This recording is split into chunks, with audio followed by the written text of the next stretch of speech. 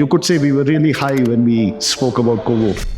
Who don't know what Kogo AI does, what the company is, and what does it do. We are trying to drive adoption of AI by taking the technology out of AI. The biggest issue with AI implementation is One thing that really struck my mind is First Manifesto. AI can augment human potential. We are actually currently building an agent that can look at a database, actually think like a data scientist or a business analyst, and generate extremely intelligent questions.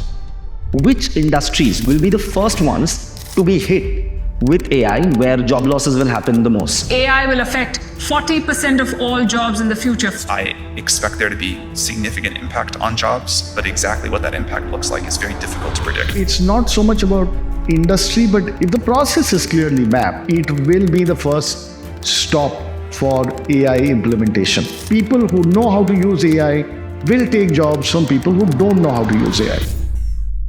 Creators will become movie studios.